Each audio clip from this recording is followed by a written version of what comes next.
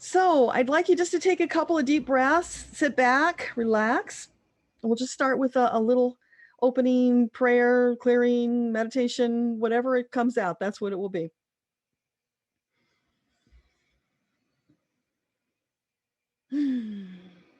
So as we gather today, 4th of July, 2021, Ask Your Guides Live, it's time to ask the guides, what do they have to say to us as a collective? So what important message would you like to share with us today as we start off? And they say, gracious, good greetings, delighted to see you all here. Much love for everyone here. Please allow yourself to be filled with love, and then take that love from this gathering when we complete and share it with those around you. Allow it to expand from you, miles and miles out from your body, as it touches others in the world who need that love and vital force energy to lift them up. And know that you have a constant source of vital force energy pouring into your crown chakra, which you can ask to have ramped up anytime you wish. There is an endless supply. You can't ask for too much. Please ask. It is our great joy and privilege to serve you. And know that we serve you. You do not serve us. We are here to help you in whatever way we can. We will not make choices for you, but we will guide you. We encourage you to open up that box that you may have been living in. Look around at the wonderful, amazing, magnificent choices that are laid out before you every single day by your personal guide team. Then choose the best, the juiciest, the most delicious, and go after it with vim and vigor. Enjoy it to the max. Life is to be savored. It's not all about working. Yes, you must work, of course, to survive, most of you. But life, live. There should be joy. There should be exuberance. Allow that to be part of your experience. And it will expand out from you to others so that their experience will be more joyful. As we bring more joy, love, and light with a big dose of laughter to the world, we will shift the energy. We will send that sonic boom across Mother Earth. We will awaken the masses who will be happy to hear the good news that they have other choices than what they had seen previously. They will be thankful and they will join our cause. We will transform the earth with her assistance, because this is a team effort. We and the earth working together to abolish bigotry, hatred, corruption, greed, filling all the dark spaces with love and light. That is what we are about as the light workers of the world come forth. As this collective gathers, that is always our underlying intent. Take care of self first. Fill your own vessel to overflowing, and then share it with those who are open to receiving. Thank you. So thank you, team. That was an awesome message. Appreciate that to start out with. So Rachel, good morning. What's your question? Yeah, wow. I'm shocked that I'm first. I thought there was going to be a whole lot of people before me. Yeah, thank you for doing this. I'm excited for today again, Deborah. So I have a few questions, just easy ones, like optimal, not optimal kind of questions. And so the first one is in relation to my soulmate and a loving relationship. And I know I've asked it before, and it's coming and it's coming, and and it's still not there. So I'm just curious, like, is it still coming, and maybe have I already met him while I'm here? I don't know what question that is, but I'm just curious. Okay. So the first question we'll start with, has Rachel already met this optimal soulmate that she's searching for? No, you have not yet met him. Is it highly likely she will meet him in Italy? No, it's not in Italy. Ah. So is it in her future travels? Yeah, somewhere in your future travels. Can you give us some kind of a timeline? Will it be more than 6 months? Let's start there. So less than 6 months, Rachel. How long you planning on staying in Italy? Only 3-4 more weeks. So Okay, well, that answers that question. So what about 3 months? Is Okay. it more than 3 months? Yeah. okay. Somewhere between 3 and 6 months, and I'm kind of hearing 4. So, and always remember with that, Rachel, that actions that you and or he take can change that timeline. So Yeah. it could actually come faster if you get into alignment with your soul. You follow those breadcrumbs when they come. Don't waste any time. Go after them, and you can speed up the timeline. How am I supposed to do that? Because I've had this message from you before since February that it's coming soon. And I guess I'm doing something, I don't know, that is postponing it instead of fastening it. Well, remember, he can make different choices too that causes the timeline to shift. So, and oh, come on, Rachel, you can't dismiss the fact that we have a pandemic going on. That throws a lot of wrenches into the plan here. So, what I want you to do is pay attention. When you feel like life is getting harder, it's getting kind of sticky and staticky feeling, it's not flow. That's when you look around and make a new choice and get your action going, move, shift the energy. Okay. When you're in flow and ease, you're in alignment with your soul, and the timeline can speed up. But when you're in those moments where, oh my God, life is not working out, it really sucks, it's so terrible, that's when you got to say, wait a minute, boy, am I defeating myself here? Look for that new choice that's waiting for you to make it quickly. Yeah. Okay. Got it. And then the second one is business as usual. My YouTube is really my goal, and I'm always like, okay, let me just ask a specific question. 2 things. I'm doing now YouTube lives on top of my weekly video. So is it optimal to continue that? Okay. So for Rachel, is it optimal to do YouTube lives? I get a yes. And Yeah. what about frequency? Is it monthly? Is that optimal? More frequently than that? I'm doing it weekly. Okay, so weekly is weekly optimal. Yeah, that feels really good.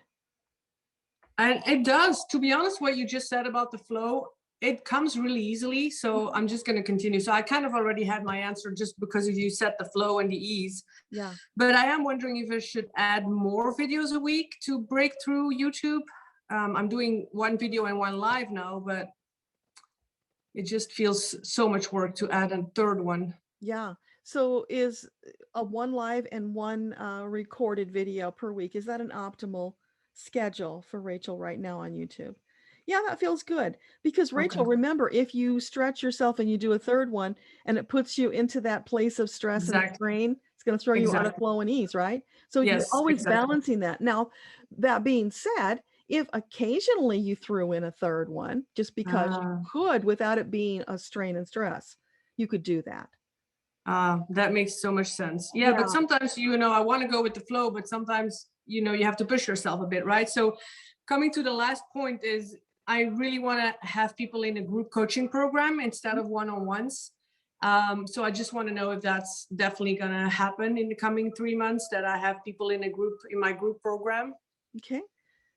Is it highly likely that in 3 months, Rachel will have people ready and willing to enroll in her group program? In 3 months. Yeah, I'm getting a big yes on that, Rachel. Okay, so I'm gonna continue that. I'm gonna do a Facebook challenge and then enroll people. I have everything ready. Yeah, I don't know, Deborah. I don't have more questions. Just if anything comes up, I'd love to know, because I always feel like I'm pushing. I want to grow. I want to do all the right things, and I just miss something. Yeah. Don't push. Flow. Look for the place of least resistance and flow. Don't push. Pushing is resistance. You're actually pushing it away. Remember, I think you were here at the beginning of the year. Metatron said 2021 is all about flow and ease.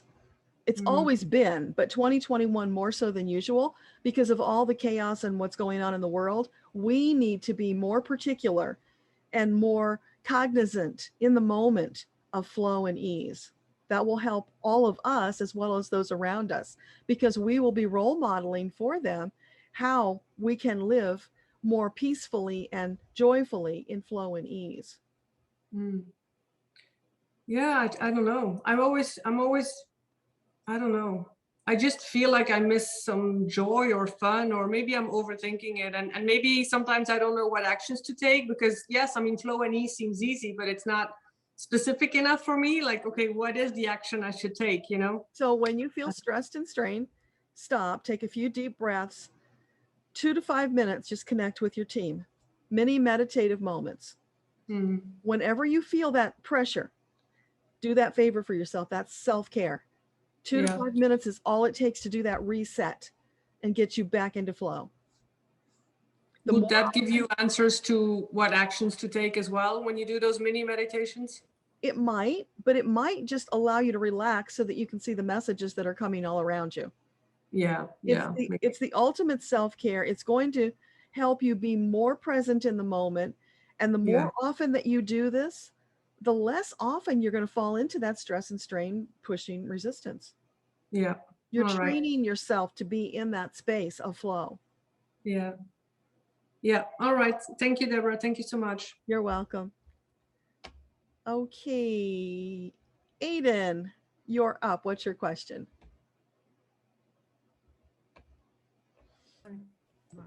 I have a few questions, so just cut me off. Hello, can you hear me? Aiden? Oh, Yes. Hi, go ahead. Hi, I have two questions, please, if I may. Okay. My first question is this. Does every person on the planet have the same purpose, generally? Or, sorry, that's my first question. If not, what is my purpose, please? And if it is, if we all share the same purpose, what is that purpose, please? It's not a simple yes or no answer, but let me start here.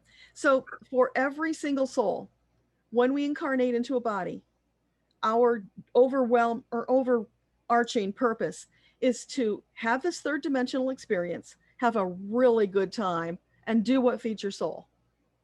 When Creator set you loose, those were the two things that you were given as your prime directive. Have a really good time, live, right? And do what feeds your soul. So doing what feeds your soul is going to be different for everybody. That's where that purpose comes in, right? So if we did a reading on you and we looked up what your gifts and your soul aspects are, we would have a more specific idea of that. But you can figure out your purpose just by trying different things, doing the thing that feeds your soul, and do more of that. Because no matter what we would find in your soul matrix, you would still be taking that information and using it in a way that pleases and serves you. You decide what that is. So it's not like your sole purpose is to come here and be a writer, for instance, or a doctor or a lawyer. It's not about a career. It's about what feeds your soul. And overall, beyond that, for most of us, it's about doing what feeds our soul and then sharing it with others. Because when you feel that wonderful, when you feel that connected to divine, you want to share that stuff. It is delicious. And you know it will change those around you when you share it. So it benefits and changes your life as well. Does that make sense? Thank you. Does that answer your questions? It does, thank you. I have a second question, if I may, please. Sure. I have a need, a deep need within me to pray for the world, for the people in the world. But I don't know, I try, but I don't get anywhere. I can't find the words, I struggle with it. And yet there's this need deep within me to do so. Well, you know how a lot of monks pray, they just say Om. So what if you just got into that relaxed meditative state and you said, my intention is to pray for the people of the world? That would be enough. You're overthinking it. You know, it was a massive revelation to me when I realized I, as this divine being, have the ability to just off the cuff say, I'm sending you a big burly angel to lift you up and hold you in their arms and make you feel loved, or whatever I decide to say. I can do that. And they actually do it because the angels are there to serve us. Call on the angels, ask them to help you with the prayer. to stand arm in arm with you, to lift up your prayers to a higher volume. Whatever comes into your head, just say it, Aiden. Don't judge it. So it's not a question of having to say the prayer at length or deeply? No, it can be just, a snap of your fingers and you've done it. It's like when Melinda asked for love and light for Linda. I don't sit down, go into a prayer closet and spend an hour praying. You don't have to do that. It's asked and it is answered. So I am sending love and light to Linda, her grandson, and her daughter. Done. That's how easy it is. And when you try to make it harder and more elaborate, you're actually getting in the way, you're blocking. Just let it come from your heart. Whatever you feel in your heart, say it. They don't care if you stumble over your words. I don't get mine perfect all the time. It's just allow it to flow. And guess what will happen? The more you do that, the more beautiful love will flow from you and people will feel it. It will shift your life and it will shift their lives. Okay, that's lovely. Thank you. I hadn't considered that. That's great. Yeah. So do that and let me know next month how it goes. I will. Thanks very much. You're so welcome. Okay, Ivana, you're up. What's your question? All right, let's see if I can ask it. I finished last night reading Yay! for the first time. Got to read it again and again and again. Lots of exciting things coming from that. Awesome. I am at a point now where I'm really beginning to understand that many things that I have experienced throughout my life are my gifts. And the pandemic has been a wonderful time for me of slowing down and reflecting, being able to not travel all the time, work from home. There's been a relatively good balance of being and doing. I'm a doer by nature. And we're getting ready to be asked to come back into the office, which means I'll probably start traveling again. So I'm feeling this pressure towards the doing because I've also just started my own business. And my husband's up for retirement and he's got a book that he wants to be able to promote and speak. And so I'm going to be real general and let you guys kind of guide me which way to go with it. But, is there anything that I need to hear about timing? More about the balance between being and doing? Like, where do I need to be going deeper and how? I know that's a lot of things at once. So I'll just be quiet. Okay. So you're doing the 21-day meditation challenge. So you're going to have a lot more insight by the time you're finished with that. And I'm sure you're going to get it even sooner. The most important thing is the self-care. So first, take care of Ivana. And yeah, for independent entrepreneurs, this pandemic has been kind of a good thing because it let us just stay back and take care of ourselves, do what we wanted to do, slow things down, get into that flow. It was beautiful. So you're going to have a little bit of a, chunking back and forth as you feel your way into this new balance, but always keep at the back of your mind, me first, because you can't help others if you don't do me first. That's not selfish. So do that. From there, being an independent entrepreneur, you've always got many irons in the fire, and it can make you a little nuts. It can also cause you to get stuck, spinning your wheels in the muck, and life gets really sucky in a hurry. When you get to that place and it's really hard to figure out what to do next, you can either just, flip a coin, figure out which one is the best, or another really powerful technique I like to use is think about if you were going to die next week and you knew it. What would the things be that you would want to do before you left the earth? What would you regret not having done? Use that to set your priorities. When you do that, there's no joking around. Those are serious priorities. And that will help you figure out really quickly what's most important to you. So can I ask a sort of a follow-up? So I have just started my entrepreneurial business. I am still full-time employed in a government job. Mm-hmm. And I do get to use some of my gifts in the government job. And I don't feel that I have been released from that job yet.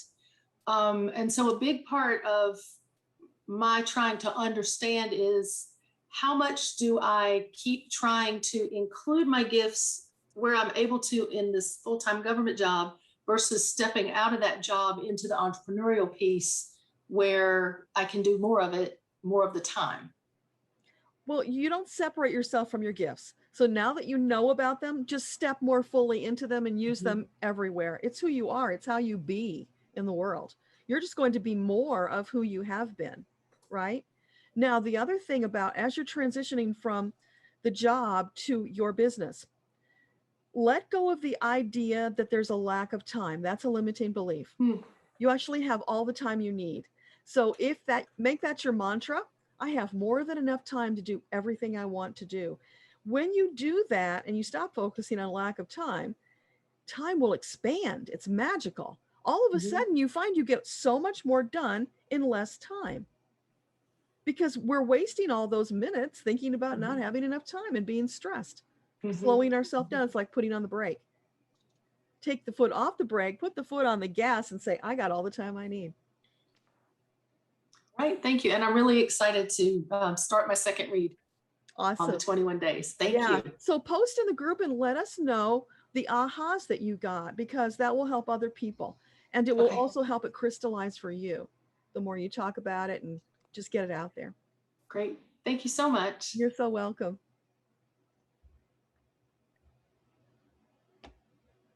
Annette from the UK, you're up.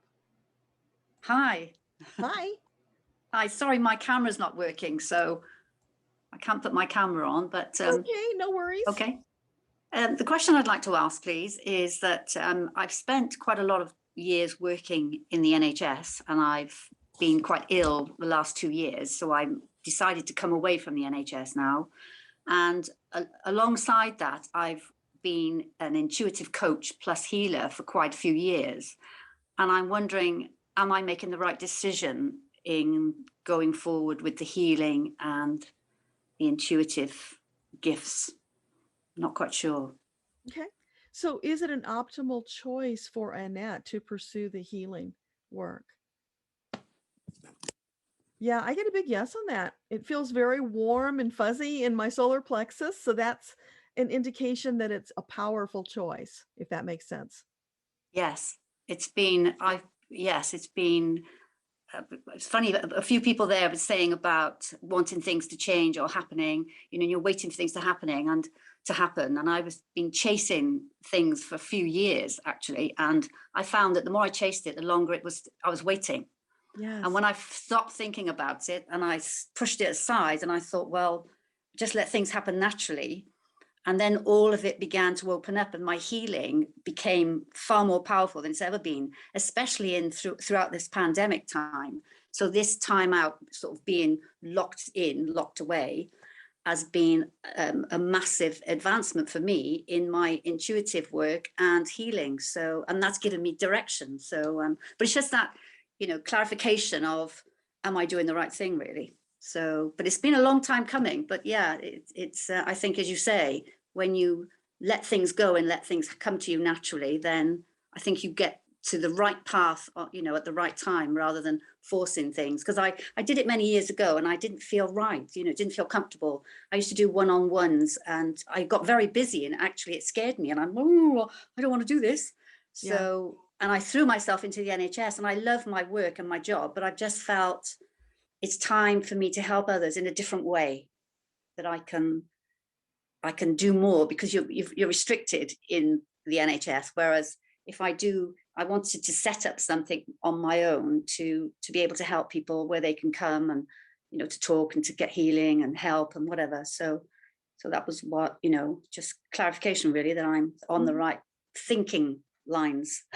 Yeah, well, probably what happened for you when you started doing the work before, and it was so successful because you were in alignment with your purpose, right? Right. What happens is that ignites those old fears as a light worker from past lives, where you've been killed, tortured, and all of those awful things. Yeah. So that brings up the fear, and you want to run away from that, which is what a lot of light workers are going through right now. So it's important for you to share that message as well for other light workers who are dealing with their fears, because that's the big hurdle that we've got to overcome, is helping these light workers to realize that they chose to be here now for this big transformation because they were ready.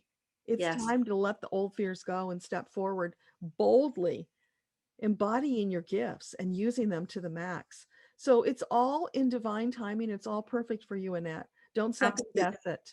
And Oh, that's good. Yeah.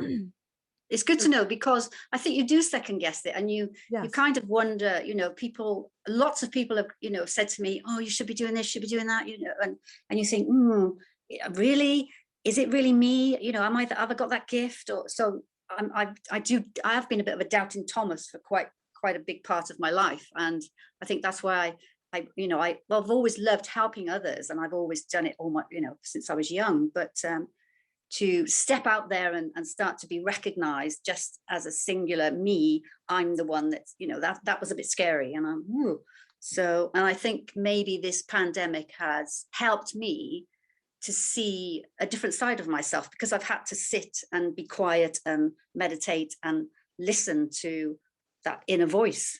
It's like, calm you down, stop racing around, stop waiting for things to happen, because it'll happen when it's meant to happen. And that's the lesson, that I've learned, to slow down. And I became ill, actually, because I was just pushing myself 24/7. So, but yeah, okay. it's reestablishing that connection. That's what you were missing. Yes. Yeah. So listen to your solar plexus. When you're confused about what choice to make, tune into your solar plexus. How does it feel? Don't think your way through choices. Feel your way through choices.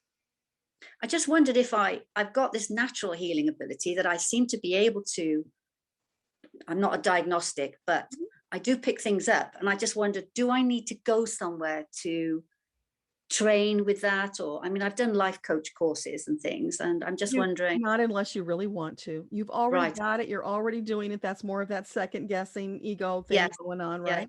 Yeah. You can get tons and tons of certifications. It's not going to change your natural ability. That's true. Do the work. The work needs to be done now, right? As long as it brings you joy. That's it. Absolutely. 100%. Yeah, definitely. Okay. That's lovely. Thank you. You're welcome. Thank you. So, Anne. Oh, hi, Deborah. Hi. Yeah, well, I've asked this before because this is just still very much in confusion about moving. Is it still the best idea for me to move from where I am? Okay. So for Anne, is it presently an optimal choice for her to move to a new location? Yeah, it still shows up as a yes.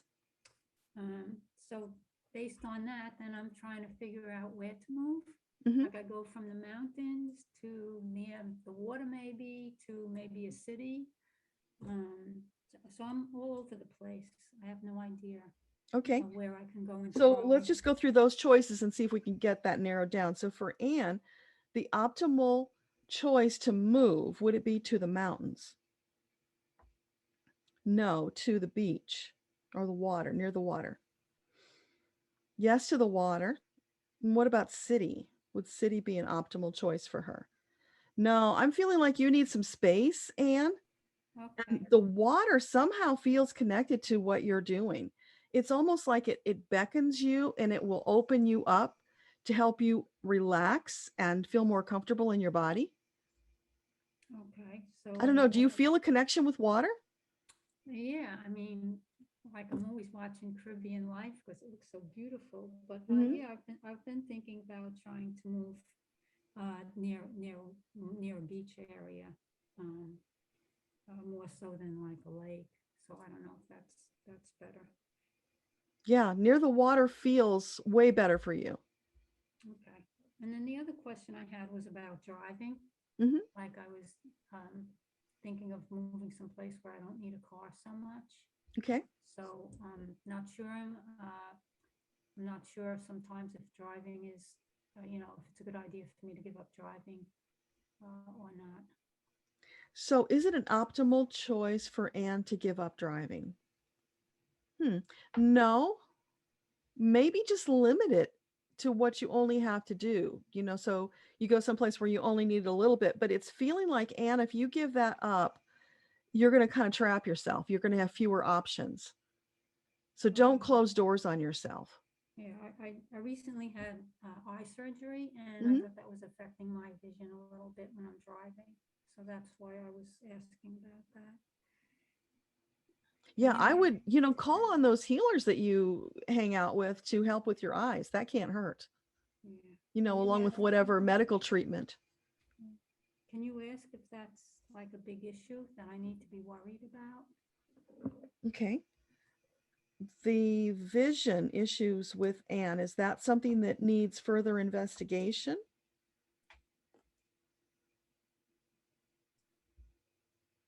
It's kind of, it's swirling. It's not saying yes or no, which it's like needs to be looked into, but it's not something that's like critical, if that makes sense. It's so it feels like concern, but not panic.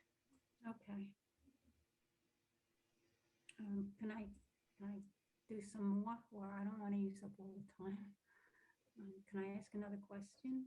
Yeah, go ahead. I'm thinking of selling those crystals that I've spoken to you about before. Is it time for me to let them go? Okay. Would it be the optimal choice for Anne to let her special crystals go? No. Did you ask the crystals if they want to go? No. I would do that because I'm getting a no. Okay.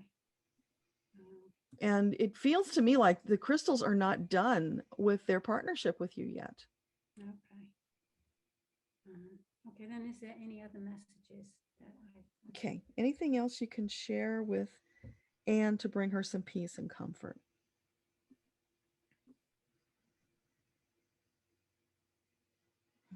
I'm seeing you being embraced by, it looks like Archangel Michael, who's embracing you. Might be Serapis Bay. Just holding you and holding you and holding you and holding you. It's like not letting go, trying to fill you up with love and confidence so you stop doubting everything, Anne. It's just pouring into you until you're overflowing.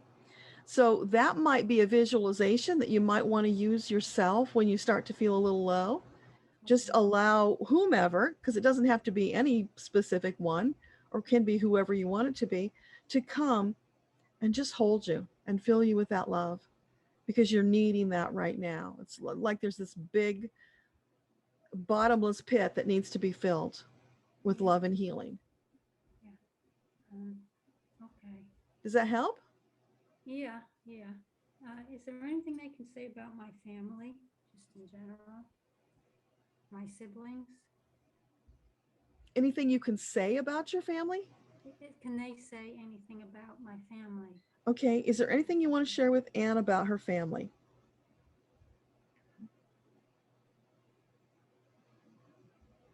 It feels like they're all off doing their own thing and they're kind of disengaged. That's the energy I'm getting. Yeah. Yeah. Well, that's very, very, yes, that's very true. So then what came with that was, let them. You've got plenty of other supports in place. You've got a good support system that you've built. If they are that disengaged and they don't make time for you, then let it go. Don't torment yourself about it. And don't make up stories about why they're doing it either, Anne, because you don't know what they're really thinking. Make up good, positive stories.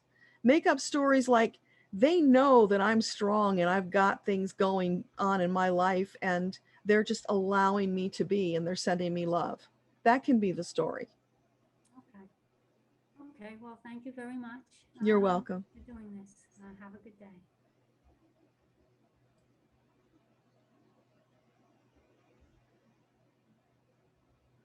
Amy, you're next. Good morning or afternoon. I'm not sure. Thank you so much for your community message at the beginning. Oh, you're welcome. Thank you. So one of the things I just kind of want to bring up is trust. Recently, that has been coming up for me when it comes to getting messages or, just trusting that inner voice. I just have to say that. And that's been difficult for me, and I'm just saying it out loud. But my question for you, Deborah, is I keep hearing Utah in my head, and I'm not sure why my guides or my angels are sharing that with me. Could you perhaps look at that? Sure. So for Amy, what is this Utah thing about? Yeah, I feel the finger beckoning. So are you trying to tell her that she needs to be in Utah? No. Is there someone there she needs to connect with? Do you know anybody in Utah? No, I don't. And I was just kind of doing a meditation one day, and it's just like, I don't know if I'm just supposed to vacation there or entertain myself in Utah, or why it keeps coming up. Okay. I know I love the red stones and the red rocks, but It could be that simple. Let's just ask, are you Okay. indicating that travel to Utah would be an optimal choice for Amy? I get a yes on that. I think what they're doing is they're just, how you stick a foot in the door just to get things started.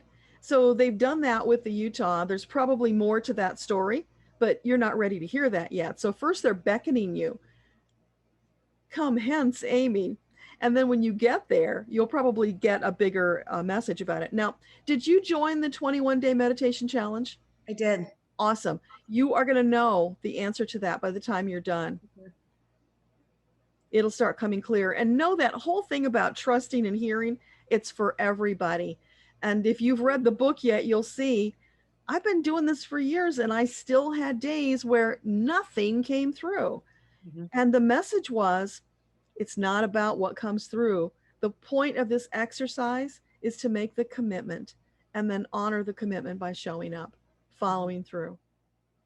So if you honor the commitment, you follow through, you show up, you will start hearing and you will be able to trust.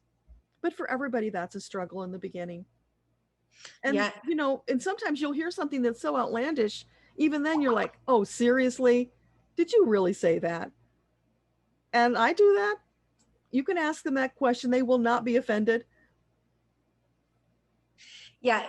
I just had to remind myself of just trusting that small voice inside my head and sharing that, because sometimes we get away from that. Mhm. And the importance of, the message that comes back to me is, the joy and exuberance that your guides brought up too. We just forget how simple that is too. Yeah. So I appreciate that. Super important. Yeah. The other thing is I'm kind of in this void between changing things up in my life, going from one stage to another. And so I'm just wondering, do your guides have any suggestions for perhaps a direction to feed my soul? Well, not my guide, yours, because mine don't know you. So Oh, that's important to know. It's always about your guides. okay, my guides. What Thank can you tell Amy about feeding her soul? They're saying just lean into what feels good, sister. Don't stress and strain about it so much. More relaxing, more flowing. And when you look around at your life, what are the things that bring you the most joy? How can you lean into those more? That's the thing to do. And for all of us, we're always doing that. We have this banquet in front of us and we get to choose the most delicious dishes. Mm-hmm. Only the very best. And when you've had your fill of that, then you move on to something else. Right. Okay. But they won't tell you the what. They'll only guide you towards the banquet table so that you can make the choice. The Okay. choice is always up to you. They're not allowed to make choices for you. Okay. Yeah. It's just, I feel like an in-between period here where there is not a lot going on. And I don't want to say directional, not having the right direction, but just in a void. Just Well, how kinda, about let's reframe that. Let's not call it a void because that feels negative. Let's call it an opportunity for Yeah. you to connect at a higher, deeper level with your team. Okay. Because you will get so much joy, so much clarity and confidence from that. You'll have more vision, and then that will fill that space. You'll be busy moving down that path. Mm-hmm. Okay. All right. See you on Monday. Okay, see you then. Thank you. You're welcome.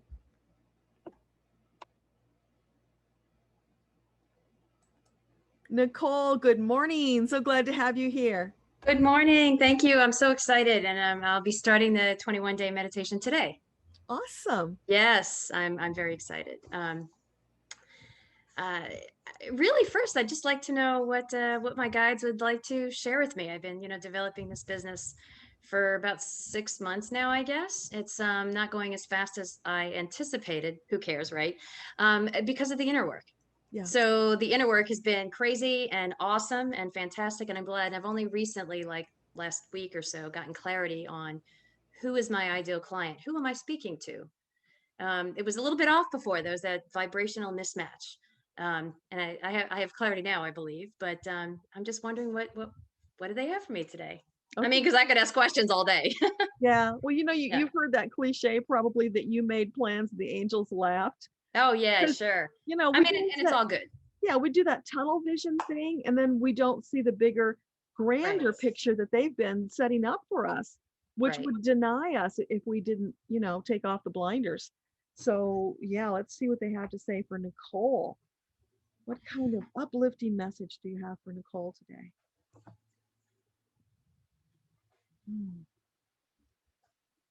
Yeah, they're doing the rah rah sis boom bye, you got this babe kind of vibe.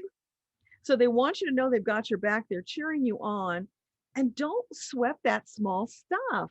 You're making tiny corrections like you're driving a car, right? It's nothing major. It's just tiny little tweaks as you go. And don't even sweat that, because when you feel it through your solar plexus, when you're tuned in the moment to your solar plexus, you will feel when something's not quite right. Then you make that tiny little adjustment and you keep flowing. Perfect. So you're on track. You're soaring, but you're second guessing yourself, because your brain and your ego takes over and starts saying, well, what about this and what about that? And remember what happened last time you did that? Let all that go. Not important. You're a different person now. It's true. You shed that skin. Yeah, You're I a did. new version of Nicole. And the rules for this Nicole are different than they were for that Nicole. And this Nicole's making it up as she goes, because It's she's true. creating the rules that work for her. You are creating that structure within which you will be comfortable and empowered to share at a higher level with others. Awesome. That's fantastic. Thank you. Just keep doing what feels wonderful, and you can't go wrong. And the thing about the ideal client, the truism that I've noticed with a lot of people is they really spend a lot of time trying to figure out who that is. And when you get right down to it, very often it's themselves just a little ways back on the path. That's exactly right. And I was looking too far back. So I was thinking like a real newbie was who I was speaking to, and something was just a little off, and I couldn't quite, I mean, I could have launched a few months ago, but it wouldn't have been what it will be now. Yeah. And that's what I've realized, is that it's not. It's just like me like 2 weeks ago ish, not me, 10 years ago. It's very different. It's a very different message, very different way to speak. Yeah. And if it brought you joy to start with the 10 years ago version, Yeah. great. But you're at a place now where you're a higher level and you want to bring people to that level faster. So if you started 10 years ago with them, it would take you a really long time probably to get them there. So you want the ones who are like 2 steps behind you so that you can bring them forward. Lift while you climb. And that could keep changing too. So yeah, exactly. Yeah. So it just feels like things fell into place, and now I'm like, okay, we got this. That's beautiful. Congratulations. Oh, thank you. You're welcome. How's the puppy? She's fabulous. Actually, I have a question about my puppy. Maybe my guides can help. I think she has food issues, and I'm wondering if she actually does have food issues. She's not as food driven as most puppies tend to be. Okay. So And I'm wondering, is this a thing? Any food issues for Nicole's puppy that she needs to be aware of? I get a yes on that. Yeah, So I figured.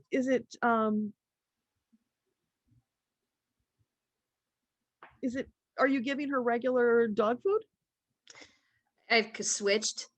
So the past few days, I've just been giving her chicken and rice, but various types of regular dog food, mostly high quality kind of stuff. But She's So not eating with exuberance. let's ask, is it corn sensitivities or additives like that? Yeah. So many dogs now are developing these sensitivities to the additives in the food. So you could try the ones that are the more organic, corn-free kind of version, or just do the raw diet, you know, or the chicken and rice like you're doing, as long as she likes that. Yeah, I figured. I kind of knew. Let's ask one more question though. If she switches to a more natural diet, will the puppy be a more exuberant eater? No. Okay. That's what I was kind of feeling. Like she's just not an exuberant eater, period. For her, it's like this is fueling her body. It's not like, oh, this is delicious, yummy, and I just got to have more, more, more. What It's must that be like? yeah, for some people, that's true. Yeah. Not a bad thing because she probably won't get fat. She won't overeat. Right. Perfect. Thank you very much. That You're actually puts my welcome. mind at ease. And as we all know, the less stressed you are, the better you can serve. Absolutely. Thank you. Wonderful. Thanks for being here. Melinda, you're up. Hello. Good morning. I was listening to, everybody talk, and can I share a story? Yeah, go ahead. Okay. My son Billy, when I was pregnant with him, my placenta tore, and so I had to do things a little bit differently. And I mean, I gave birth to him when he was like just turning 6 months. And the last 30 days of it, there was no water because the bag completely tore. Right. It couldn't do a circlage stitch or anything like that. And the way that the doctors explained it to me, and it made perfect sense because I could just feel him. I mean, there was no water there, no fluid. It was just baby on top of belly. You know what I mean? And so if I turned, the baby turned, and if I came from my side, I would have to literally pick him up and then move him with me. You know what I mean? And but if you think about yourself being in a bathtub and that umbilical cord that's reaching to your inner self or my son, if you're in a bathtub and there's no water there and he goes to play and he's reaching for that rubber duck, he's just going to be able to reach it and grab it. But if there's water in the tub, water in the womb, if he reaches for that rubber duck, and then it's just going to move, it's just going to flow. Mm-hmm. And he'll never get on top of it and lay on it and squish it because it's going to be in the movement, in the flow. And so I don't know, that has brought me through so many things in my life. You know what I mean? Because I don't know, it just did. And when I was listening to some of the stories, I just kept picturing myself back at a time. You know what I mean? To where it sounds like he was a miracle baby, because to be with he definitely was. He was that last month that I was in the hospital. They like made me eat, and I used to be a little bitty thing before I got injured. But anyway, that's here or there. But he gained a whole pound. He was 3 pounds even at birth, 3 pounds even. And I seen some of those babies in the ICU, and it's not a pretty sight. You know what I mean? And he was born, and when he was born, every day they would send me to a sonogram, and he had that one bubble around his nose and his mouth, because every time I would move, the water would come out. You know what I mean? And they wanted me to lay in the bed and stay in the bed. And so they gave me a room with no bathroom. no. Everything inside me told me, don't do it, you know? So I'd get up and I'd sneak across the hallway and I would jump in the shower and I would use the bathroom and I wouldn't, you know, I did things that I shouldn't have done according to them. And every day the doctor would come in and say, I don't understand why your white blood count, you know, it's not up. You don't have no infection. And that's all I kept thinking was because I had that thought drop, you know, that I wasn't supposed to just lay around and allow myself to get sick. It's about following your intuition, right? Absolutely. Yeah. Absolutely. And then I found out when I came home that a neighbor of mine, she was in the same predicament because she was probably 20 years older than me. And she stayed in the bed like they told her to. And she said that she felt her baby die, you know, and she just kept telling them, you got to get it out. You got to get it out, you know, because you could tell those things, you know what I mean? Yeah. And I so think said the really important thing out of that story, Melinda, is that, you know, doctors do the best they can, but they're still Right. human beings, and we need to Absolutely. advocate for ourselves and honor that intuition when you have it. Especially when it was so strong. You know, when she shared with me, and this is the last part of it, and when she shared with me that when she just couldn't stay in the bed any longer, because it was like 40 days for her, that when she turned around and started to get up, I'm not going to say it, but I'll do this. Yeah. It was like a pillow opening. Oh, I said it. Sorry about that. But she's, yeah, it wasn't good. And she almost actually died, Mm-hmm. you know, because it was just, and so what I realize is if I follow my intuition, follow my insides, and just, you know, not reach for it, then it's just going to come when it's supposed to, you know. And so, like you said in the beginning, like living your life and just truly living it, you know, things is going to pop up when they're supposed to. And if I go in there and try and grab it, you know, it's not going to be what it's supposed to be anyway. Yeah. You know, whether if it's a human, another human being, and then they're going to be this,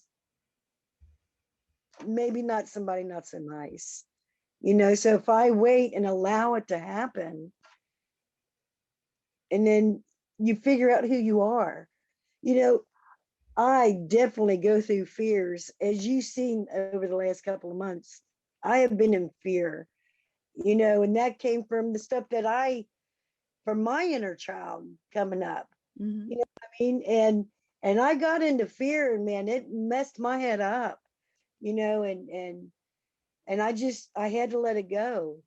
Yeah, And you you know, helped that's me part with of that. what we're doing, supporting each other here, Melinda, is that Absolutely. realizing that fear doesn't serve us and it's so unnecessary. So as we remind each other of that and we share our experiences, then we can all be more courageous and give more self-love and then to others. Thanks for sharing. Yeah, I just wanted to, in the bottom of that is that I wanted to thank you for that, for allowing me, you know, because you did, you allowed me, and you was like, it's okay. And even no matter how unhinged I was, it's okay, you know. And I want to thank you from the bottom of my heart, or from all that is inside me. I thank you for that. You are so welcome. Thanks for being here. Absolutely. And thank you. Okay, now I'll take that question if I could. Okay, go ahead. Thank you for that. But I was just wondering, of course we're wondering, that's why we're here, right? And but is there a message that you would like to share with me from either my guides or um from Bubba, or and I do accept that he's there. Uh, Actually, it's from his dad, because his dad crossed over 6 months after he did. Okay, so you'd And so rather hear either from his one. dad then? Either one that pops up. Okay. So for Melinda, It's Rick or Bubba. Rick or Bubba, are you there? And would you like to share something with her? I'm seeing red, Melinda. It's almost like a tomato red, and it's just like a curtain or a wall of red. So what's that about? And I'm feeling like these deep sighs, like relaxing. It's like you need to relax more. Is that what you're trying to say? Now it's shifting to more of a yellow. I don't know if those colors mean anything to you, but it was very bold red. Fire Aries. Okay, maybe that's what it's about. So they're being very quiet. What would you like to say to Melinda, because she's waiting to hear from you? They're blowing kisses. Well, at least that's something. Except like not talkative guys, because they just don't want to talk. That's okay. Maybe they're off doing something else. It's all right. All right. So what about the guys? Do you want to give Melinda a quick message, because she's waiting to hear from you? I'm feeling that stroking of your hair, Melinda. I'm absolutely, I was feeling that right before you said it. It's oh, okay. And so the red was like wrapping you in this blanket and comforting you. So it's feeling like you're needing some extra comfort right now. And that's what they're bringing you, that love. Oh, the red heart, of course. Yeah. So love and comfort, that's what they want you to feel and accept from them today. Thank you very much. You're welcome. Many, many blessings. You too. So Neha, you've got a question about your soulmate. When will you meet your soulmate? Because you're ready to get married. So. Hello. Hi. Hi. So for Neha, is there a soulmate on the horizon waiting to meet her? Yeah, there is. Okay. So can you give us a timeline?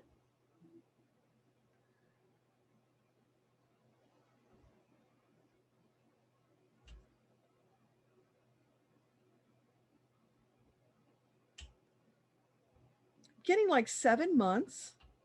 Okay. Does she already know this person? Have they met before? No, you haven't met this person yet. So they're on track to meet in about 7 months. Okay. Now this person, is this an optimal choice for a long-term relationship like marriage? Yeah, I get a really cozy, warm feeling about this person, Neha. So it's like they're also seeking you. So you're like two heat-seeking missiles, and you're needing to get your paths lined up so that you cross. Does that make sense? I'm really very frustrated about my marriage. I think I will be 32, completing my 32 this August on my birthday, and everyone of my age is getting married in India, and it's very frustrating to be alone, not have a companion. And I have met a person in the online dating app Tinder. So we are communicating, but he is not asking me out, and I really get very good vibes from this person. So his name is Chandan Pandey. If you can get anything, who is he, or why I am so I can feel his energy. He can communicate with his energy to me, and we really have a very good conversation, and we really get tuned. But he's not asking me out, and that frustrates me. Like why he's not taking this a step further. Also, there is lockdown going on due to Corona, so maybe this pandemic is affecting. So I really want to know. Like I thought that this is my soulmate. Yeah, well, This the guy pandemic that kind of threw a monkey wrench in everybody's plans and slowed things down. So we have to allow for that. So you said it was Chandan? Chandan. Yeah, Chandan Pandey. Chandan. Okay, so what's the deal with this Chandan guy?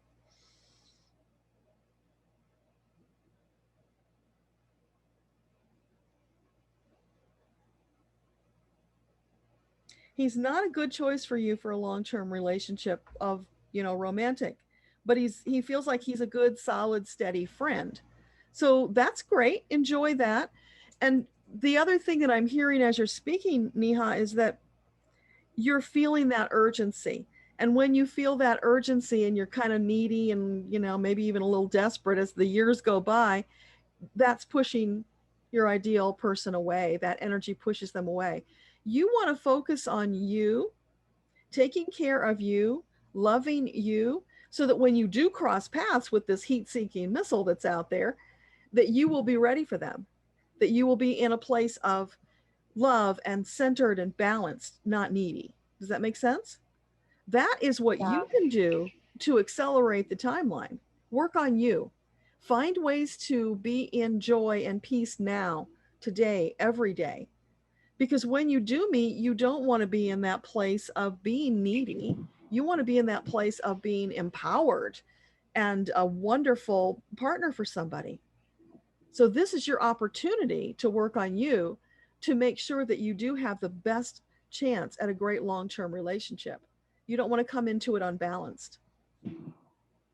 Yeah, but I'm like really like you can say like I feel that I'm started liking, or maybe I have started having feelings of love for this person, and it's like it's heartbreaking to like feel that it is not taking anywhere. So, He's not going and I'm to. He doesn't see you that way. So can okay. you be happy being friends with this person? Will that be enough? And if it's not, if it's going to make you crazy, then maybe you need to stop seeing that person, because that's putting you Okay. into that negative energy, right? It's making you feel bad. Yeah, but how to pull myself back? Because if you really like that person, and he talks to you so romantically, and he really appreciates you, your looks and everything, and he really like um by his conversation he thinks that he what he writes, it seems like he's interested in a relationship. Yeah, but he's not taking action. He's telling you with his action Yeah, that he's not committing to anything. He's happy to string you along. It's nice to feel admired and loved, right? Everybody likes that. But you want something else. So you've got to put you first. If you're not going to get it from him, then don't waste your time there. If you could just be friends, that would be different. But that's not what's happening. So you're denying yourself from being out there and meeting somebody else by playing tiddlywinks with this guy. Make sense? so how to like if I don't have a relationship with him, can't have, then I don't want to like waste my time, because it will break my heart. So how to say no if it has to meet, You or just if it you just say no. You're busy doing other things. You don't have time for him. He'll move on. He'll find somebody else to play with. okay, so he's a player. Yeah. Yeah. That's what you're describing. Okay. Lots of unhappiness if you keep pursuing that.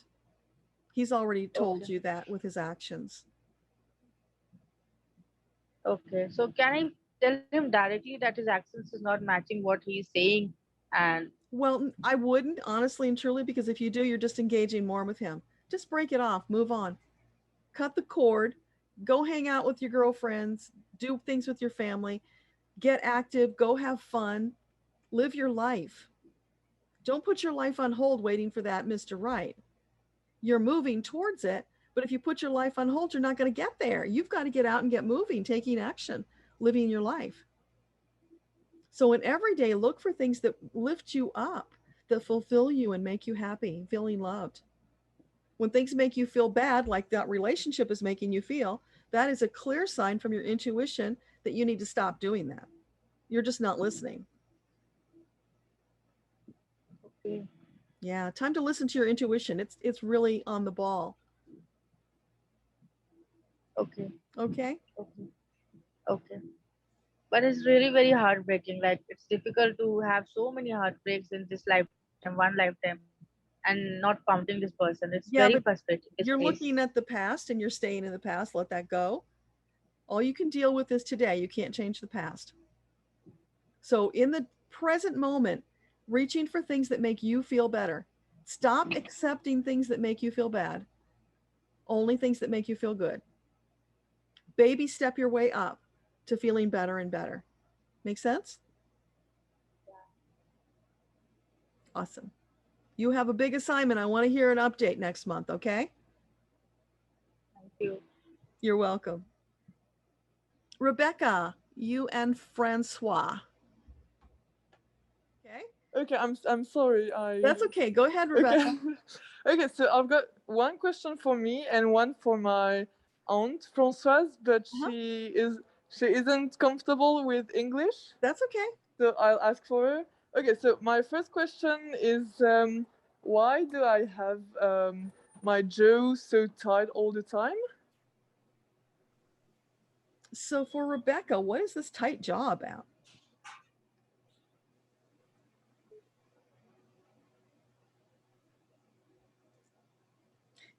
It's feeling to me, Rebecca, like it's a past life thing where you were suppressed and not allowed to speak.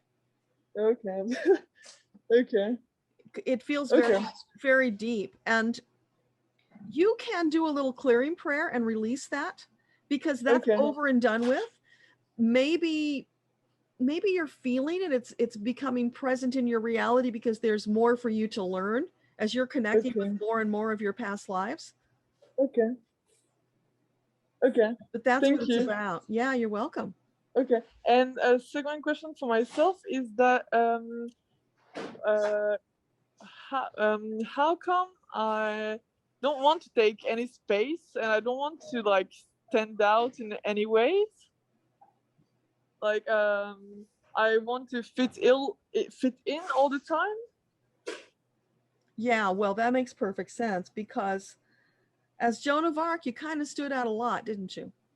Yeah. It wasn't safe, you know. You ended up dying a very painful death as a result of that. So it's only natural that fear, just like so many light workers, they want to hide because it's scary to be who you are.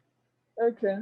But just I thought it was coming from my childhood, but maybe it's from a past life. Okay. It's deeper. You're bringing it forward from many lives, and it wasn't just that one life where you had those experiences.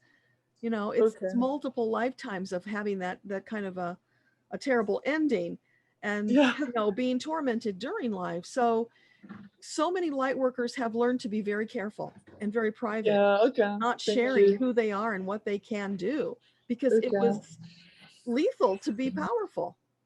Yeah, okay. So I can just release it like in a meditation or anything, and it will just go away, or do I need to do like a deep work? Well, you're going to have to keep working on it to release it. Okay. You know, you're going to release it bit by bit. It's like hand over hand climbing that rope. So yeah, keep working on that, but knowing about it is the most important thing. Once you know, you understand, you can start releasing it. But just know that you are here at this time to be a part of this transformation, because you chose to, because you were ready, and because you're strong enough to do it now. Okay, thank you.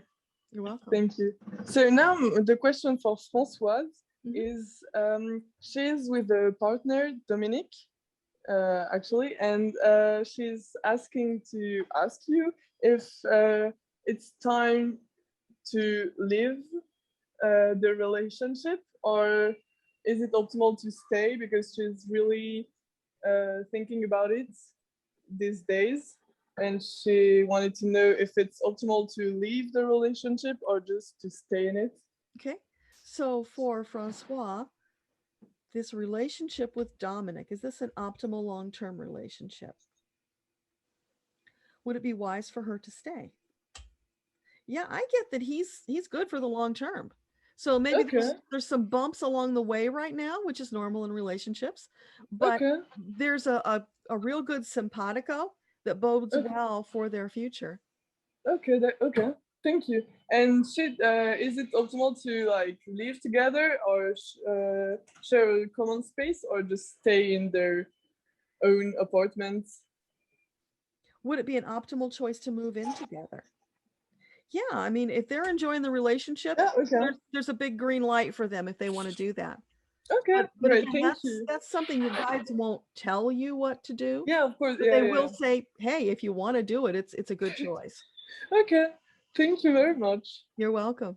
Thank you. Now I need to go to work, so I'll just leave. Thank you very much. Okay. Thanks for being here. You. Yeah, bye. Bye. Hi. Hi. Hi. Yeah, I'm sorry. My camera's not working, so that's okay. No problem.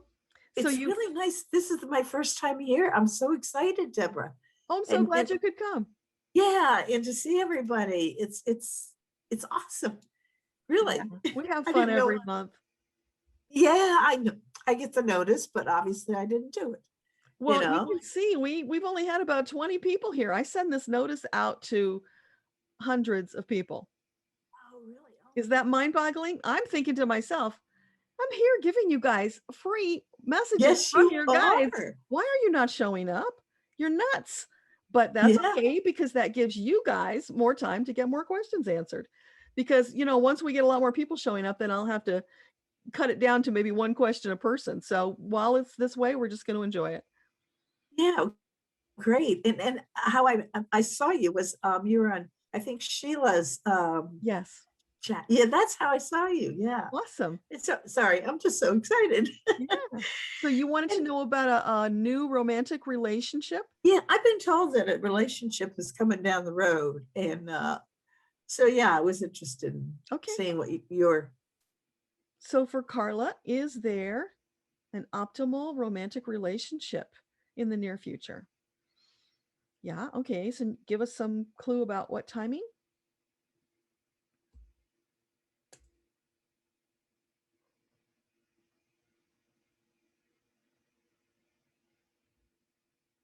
I'm getting around 9 months. So it's a little ways out there. It feels like it was going faster. And then, with the pandemic ramping up again, it slowed it down. But that's okay, because it's still divine timing. They are on the way. So in the meantime, you just live your life and enjoy yourself. And your guides will organize things so that you will cross paths and meet this person. Somebody that I know already or not? Okay. So is this somebody that she already knows? No, it's a new person. Okay, good. I had another question. I'm starting to launch my life coach business. Okay. And I have a company who's working on it for me. But anyway, I just wondered if it was going to take off. Okay. So Carla's new coaching business, is that a highly optimal choice for her? Yeah, it's really good. Okay. And are the signs there that it will be highly successful? Yeah. So how long before she can expect to be profitable? Is that a good question? Yes. Okay. Very good. How long before this new business will be profitable? Likely be profitable.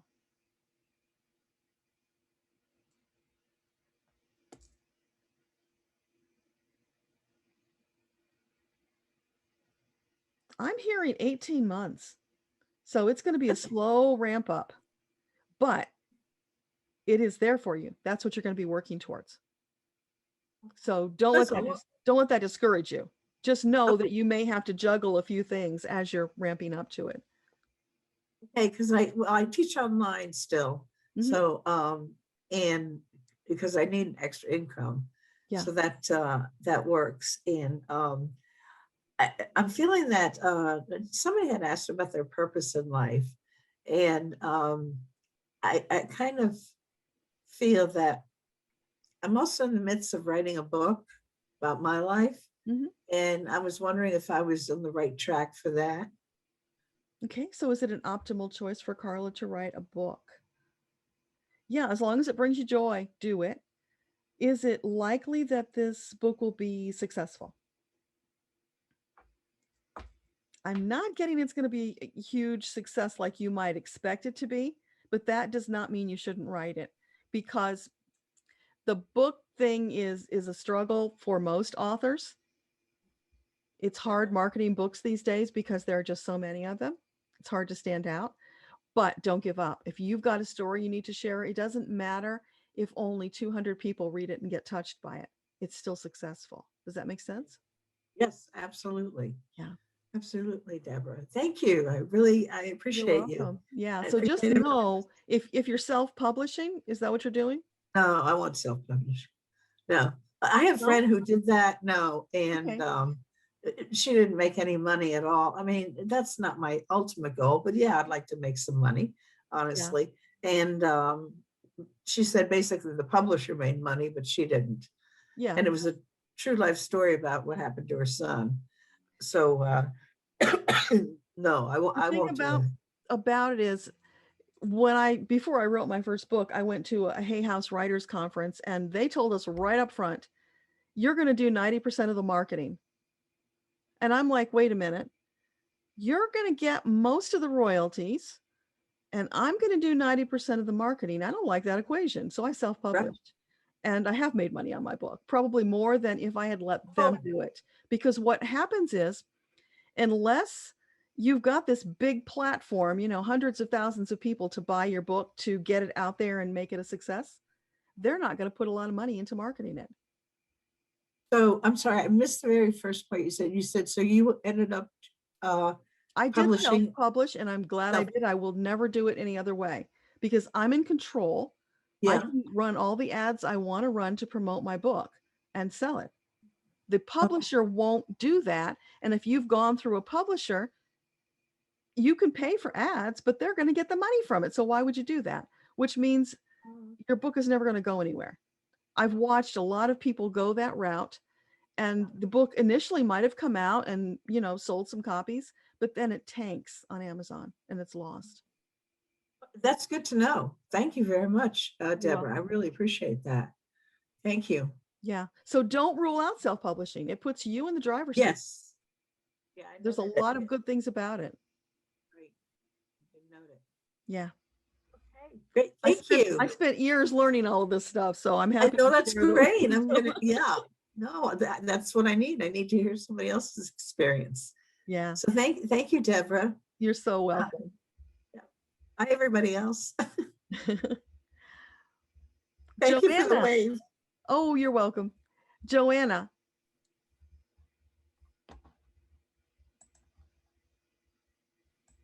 Hi, Deb. Hi, how are you? Good. I'm going to do the Deborah, 21 by day. the way, I'm sorry, Deborah. They do that to my name too. Sorry. Yeah. Should know better. I'm going to do the 21-day challenge along with you as well. I have a question about, let's see, I've been having a really nice spiritual journey, and in the past couple of months, kind of rapidly. And I had just completed Reiki 2, and I have been told that I'm supposed to be going into sound therapy. So I think Reiki 2 I'm feeling that it was for me as a jump point to move to another modality. And I also wanted to know if my guide Jasper was my Reiki guide as well. So.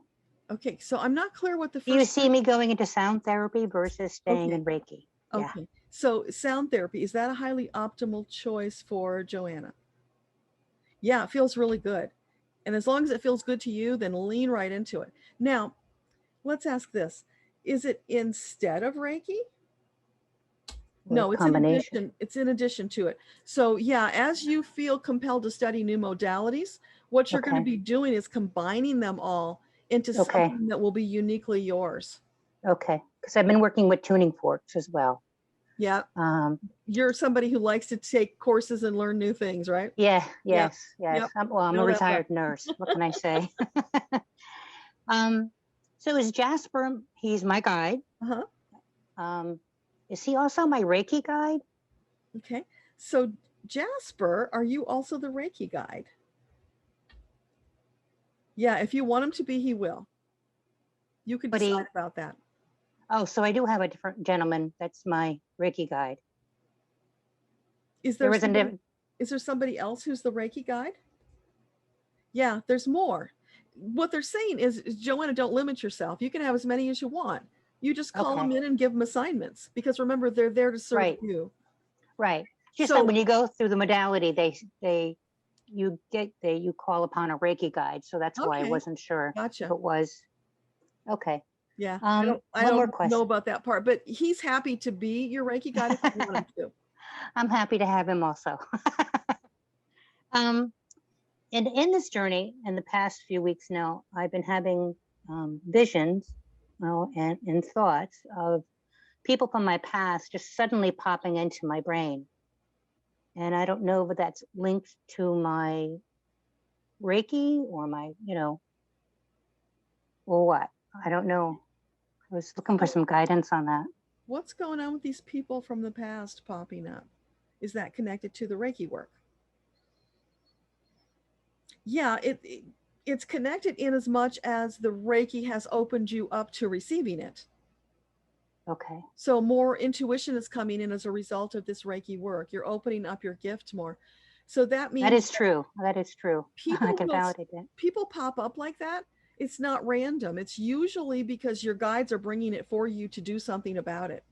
When something pops into your awareness, people, place, thing, whatever, pay attention, lean into it, find out what it's about, because it's usually your guides making you aware of something.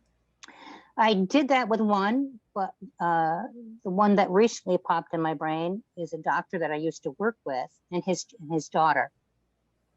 So that kind of it was just a little confused about that. That's all. So maybe it'll show itself later on. Well, you could just contact him and say, hey, I'm just thinking about you. How are you doing? He's a naturopath. So I didn't know if it had anything to do with my path going into, okay. Yeah, because usually you can't just call random people up and say, hey, no. psychic hit that I was supposed to call you. So you can just open the conversation and kind of probe and see where it goes. But yeah, it could very well be that there's something there, maybe collaborative, who knows? Okay. All right. Thank you. It's not random though. It's for a reason. It is for a reason. Yeah. Okay. Thank you. You're welcome. Okay, Colleen. Is Colleen here? Yes. Hi, Deborah. Hi. I keep going back and forth about which question I want to ask, whether I should be specific or general, but I woke up feeling really sad. Pardon me? I was going to say go with your gut. Oh, well, two things in my gut. One is I woke up feeling really sad this morning and I was feeling like crying, and all I could think of is, am I crying for myself? Am I sad for myself? Am I sad for the world? Is it a combination of both? Well, what's happening? That's a great question. So for Colleen, the sadness that she's feeling, is that from herself? Is that from outside? Yeah, it's coming from outside. So you're probably one of those empathic, naturally sensitive people. You pick up on the energies of others. And there is a lot of sadness right now. I mean, my gosh, all the people who are dying in Germany and the floods and, the pandemic in India, it's just everywhere, the fires and everything here. So what you can do, Colleen, there is this energetic tool from Donna Eden called Zip Up. You can use that. And it's like putting this energy force field around yourself. So what it will do is give you a buffer between you and all that energy so that it doesn't impede upon you. You can still feel it. You're not closing yourself off. Don't worry about that. But it gives you that buffer so that it's not intrusive, because your gift is not to victimize you. And for a lot of highly sensitive people, they end up feeling victimized by their gift. Like, I can't go anywhere, do anything. It's oppressive. So the Zip Up gives you that little boundary. Boundaries are super important for highly sensitive people. You want to keep that really, big energy at bay. You can feel it. It can kind of ping off of your force field, but it doesn't have to come in and into your body and intrude upon you. Does that make sense? Yes, it does. Thank you. Send me an email and I'll send you the link for it. Okay. And I have another question about, well, it's sort of about me feeling disenchanted with my relationships in general, but also, and sort of feeling like a combination of not feeling appreciated much or not feeling connected as much. And so I'm wondering if there's a positive reason for this and not just one that makes me feel bad, that makes me feel kind of. It's connected to the boundaries, Colleen, because being a highly sensitive person, very often you will sacrifice your own best interest for peace or to help other people, just because you're a giver. And very often what happens is you think, well, if I've done all this for these people, they're going to give back to me. Doesn't work that way. So many people will take and drain you dry. You need to let people know what you need. So part of your spiritual journey is stepping into being an empowered empath, highly sensitive person, where you ask for what you need and you receive it. So you probably have a little trouble receiving because you're the giver. You're always giving, depleting yourself. This is your learning opportunity as a soul to put that boundary up, to ask for what you need and receive it, to not let yourself get depleted. Self-care is really, really important for you. Does that make sense? You mean like literally ask people what I need, or just sort of ask spirit to give me what I need? No, literally let people know what you need. If you're giving all the time and you're not asking what you need, they're not just going to read your mind and know you need something. You've got to say it. That's part of you asserting for yourself, owning your power and saying, it's okay, I deserve to receive from other people. Okay, and one last question and then I'll move on. Okay.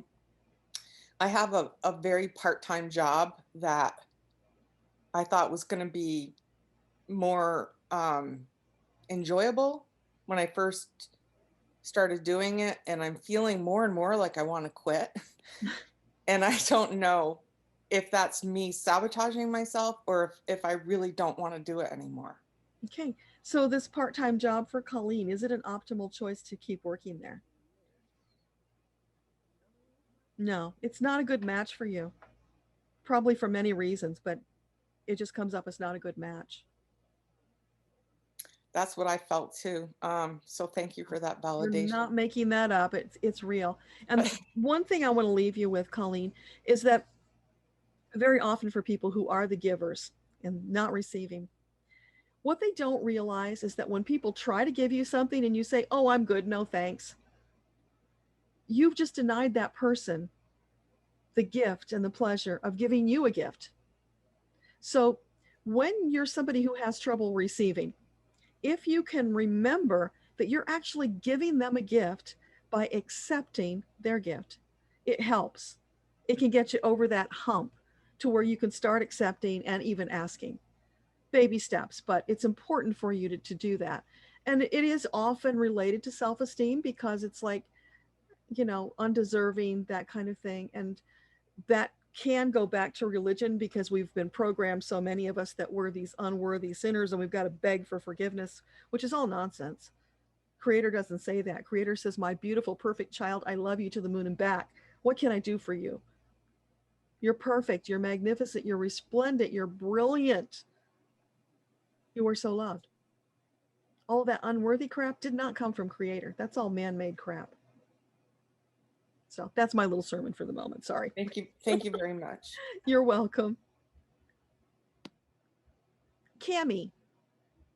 Oh, I'm so glad you like the energy. Yeah, it's always amazing, the energy that the group brings together. What is your question?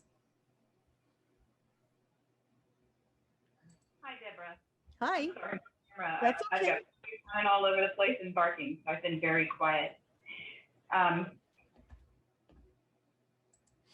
I have been wondering, I have a lot of physical pain, and I'm wondering if this is related to past life issues, because I can't get a good visual on what I need to clear. Okay, so for Cammie, the pain that she's feeling is this physical third dimensional pain. Yeah. Okay, is it also connected to past lives? No, I'm getting this is a third dimensional issue that you need to work out. Okay. So I don't know, what have you pursued? Oh man. Let's see, a few years ago now, I was to the point that I was bedridden with lupus and fibromyalgia. And we made a huge leap and moved from Pennsylvania weather to Arizona. And that has helped tremendously. But we're in monsoon right now. And so while it's warm rain, it's not as bad as it was in Pennsylvania with 40-degree rain. I'm still feeling a lot of overwhelming body pain. that I just can't get a handle on. And I have massive allergies to medicine, so there's no treatment that way. I actually somebody else mentioned Reikki. I went into Reikki a few years ago, and that's where life started being able to be lived again. So I'm just wondering if there's something more to be done, because I'm past where the doctors can do anything. Yeah, and I hear that a lot, you know, where the doctors have said, hey, this is all we can do for you, just live with it. And just know, this is my opinion, that's never acceptable. That's BS. There's always something that can be done. They just don't know what it is. Yeah, well, we went to functional medicine. We found a functional medicine doctor in PA who was, while being very expensive, very helpful in adding about 8 or 10 new diagnoses to the list, which, well, thank you, but we can't treat those either. So, yeah, well, the thing is, they're just layering stuff on top of stuff, and they're not getting at the root cause.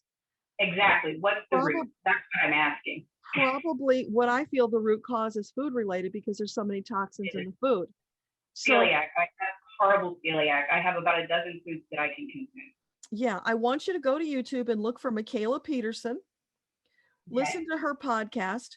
She, as a teenager, had such awful arthritis that she ended up having a hip replacement. If you can imagine that, like a 16, 17-year-old kid needing a hip replacement, allergies, all kinds of things. She, as crazy as it sounds, switched to a carnivore diet, and all of these things over time healed. Because if you eat the organic, of course, and you know, do it right, it allows the body to heal, because you're now taking away all those toxins. You're only putting in the 6 pounds. When I switched that, all the fluids in my body just left.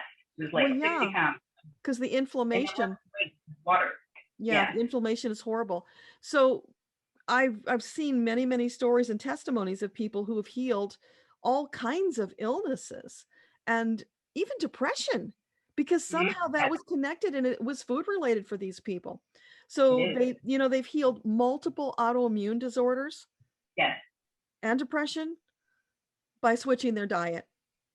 So is there something in specific that I'm still consuming that I shouldn't, or is there something I should be consuming that I'm not? I can ask, but those are really hard questions to get answers to. No, I'm sorry. Yeah, that's okay. Let's just see what they say. Is there any guidance that you can give Cammie on what she's consuming that maybe is not good for her?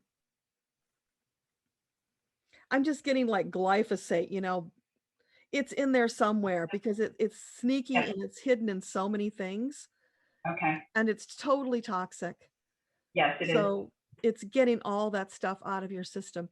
Now, that doesn't mean that you need to go do a carnivore diet. What I'm encouraging you to do, though, is just go listen to that story, because you might intuitively pick up hints that will help you. Okay. Do you have a link? If you email me, I'll find it and send it to you. Okay. All right.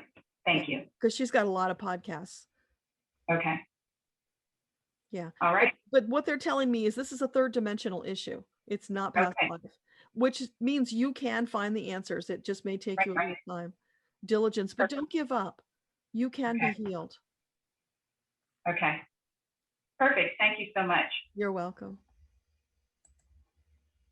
So Debbie from Minnesota, are you here, Debbie? You said you were going to go get hay. I am here. We're getting hay. I'm here. You're always getting Dan's hay on loading it up. Saturday. I know, and it's every time you are on. It's kind of interesting. Isn't anyway, it? Yeah. So and there's all these spots where we can't get connection. Dan will hop in a second. But anyway, my question is here. Let's see if I can even do my video. Just do you have any guides? Do you have any messages? Is one for either Dan or I. The business is going crazy good. We've got everything, all our ducks in a row. We've got so much done. I'm so grateful that you've encouraged us. And I'm just wondering if there's any guidance that I need to be aware of. Well, congratulations. I knew that business was going to do well. It was so perfectly aligned. Yeah, it's just been amazing. And I really felt like your viewers and people that listen needed to know that, because I think people have been watching this all along, and it's just been awesome. Yeah. So how long before you retire and you work with him in the business? That is one of those questions that I have. Okay, You know, well, let's health start there. insurance. I'm covering health insurance, and I'm trying. Yeah, that's where we're headed. You are right on with me. Okay, so let's ask about that. So, would it be an optimal choice for Debbie to leave teaching and work with Dan in the business full time? Yeah, that's an optimal choice. Okay, can we give us a time frame? Because she's concerned about insurance. They're laughing, Debbie. It's like, he's going to be so successful. Who cares? You can afford to buy insurance. Don't let that stop you. Wow. So, okay, can you give us a timeline? Well, before school starts? No, it's going to take a little longer than that, being realistic. Okay. But what about in 2022? Yeah, 2022. Okay, so first half of 2022? Second half. Okay, so it's given him a year to ramp up. Second half 2022. All right, so third quarter. Yeah, I'm getting like third quarter 2022. So that would mean 2 more years of teaching. 2020. No, 1 more year. One more, yeah. 1 more year of teaching. Okay. And then should I stay in the teaching position I'm in, or should I look for an online position? Okay, so for Debbie, would it be optimal to stay in her present teaching position? What about online? I'm getting stay, Debbie. Yeah, okay. All right, my intuition's the same thing. Yeah, I would have thought online would have been better for you, but no, they're saying stay. Yeah, honestly, that's exactly what I'm getting to. It's feeling like you're comfortable, you've got things worked out, and there's opportunities there for you to do the horse therapy as well. So yeah, I'm thinking you're absolutely right. Yeah. And our building is, I paid for it next week, and I found somebody, and so everything is just going great. Awesome. Dan just popped in, so you probably hear the car beeping. I don't have my seatbelt on yet. Congratulations. Okay. That's exciting. Yes. So thank you very much. You're welcome. Have fun with the hay. All right. It's back there. Bye. Katharina. So glad you could join us today. How are you? Thank you. I'm well. Thank you so much. My question, sorry, just getting organized here. So I have a lot going on. I think my biggest question is, so I mean, I'm still in the US right now. I'm on the East Coast. I was trying to go to England because my father is very sick. I asked you about this on the last call, and I got a clear message to wait. I've since got it's very interesting. Every time I try to go there, he's quite terminally and critically ill. And every time I try to go, there's another barrier, whether it's the COVID lockdown or quarantining, or his concerns about being immunocompromised in this time. Like, there's just constant barriers. And so I've kind of just tried to surrender to the fact that I need to wait a bit longer. But I'm just wondering, is there a reason? Do my guides have any insight into why I'm being asked to wait? Is there something that's for me in the US that I need to spend more time here? Is there something coming up like that? Because it's very kind of counterintuitive to me to be here, and yet I feel like I'm being asked to just stay here longer. Does that make sense?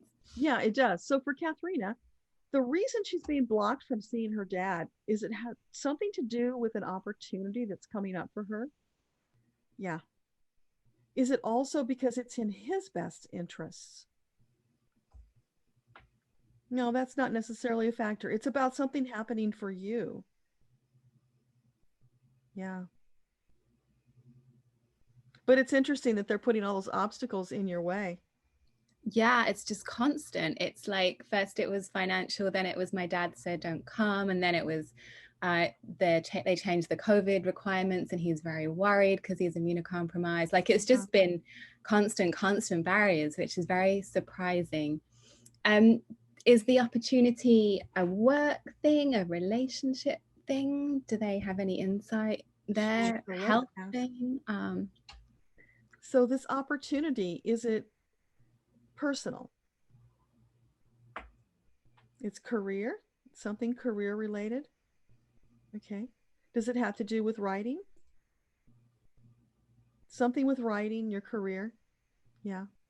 Is there something you've been aspiring towards, or? A few career things, but they're all I work remotely, so it's not really tied to a location. Is it something different than the remote work? Yeah, it's something different. There's a reason they want you there. And, you know, with your dad being immunocompromised, it's not the wisest thing to do anyway, because even people who are vaccinated are positive and infecting people.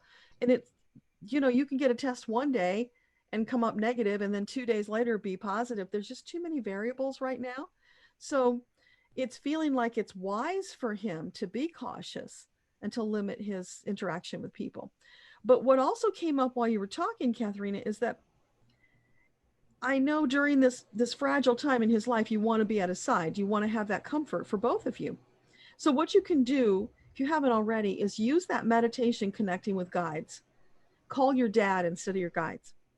Connect with him that way. It will be very, very satisfying and fulfilling for you to help fill that gap until you're actually able to be with him in person.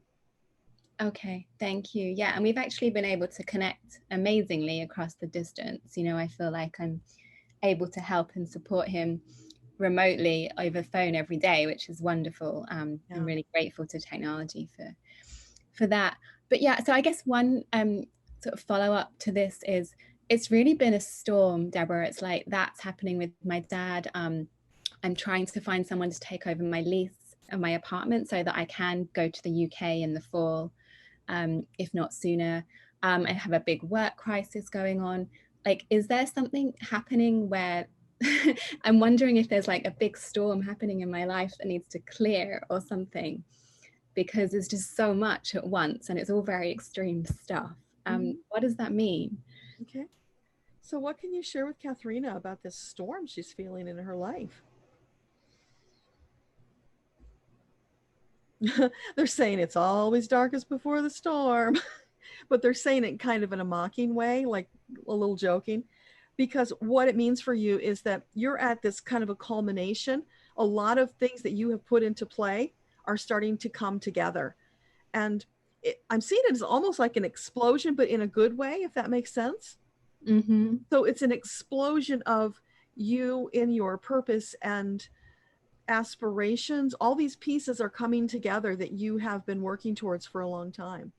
And yeah, before something big like that happens, a huge transformation, it can feel really bad because all that dissonance is cropping up, getting in your way, trying to trip you, holding you back. You know, some of it's, you know, self-doubt. Some of it's just pieces that need to be worked together out there.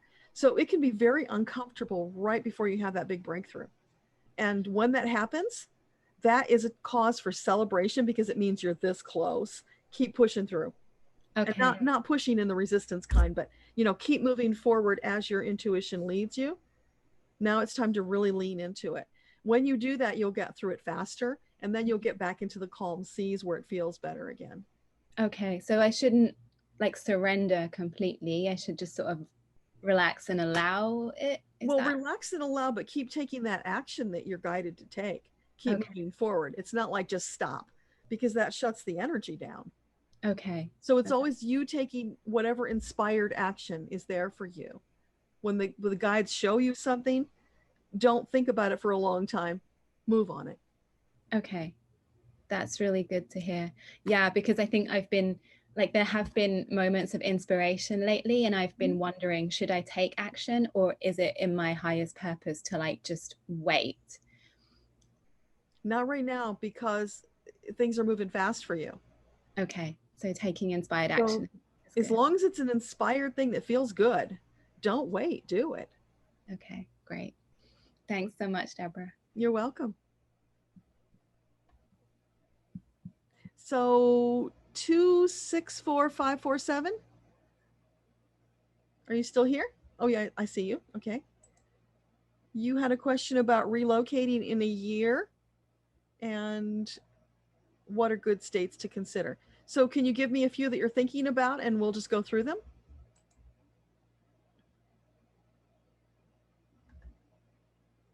Okay, you're on a phone. Maybe you can't talk. So let's try this.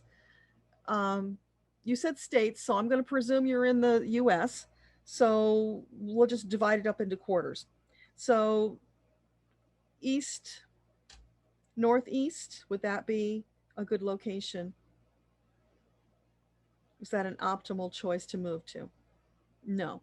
Northwest. Northwest comes up good. What about southwest? That's a no. What about southeast? Interesting. Southeast comes up as a yes. So you've got two very spread out places to think about. So if there are locations within those areas that you're considering, we could dash through those. Are you there? Yes, I'm here now. Hi. What's your name? Hi, Natalia. Natalia. Okay. So northwest or southeast, do either of those resonate for you?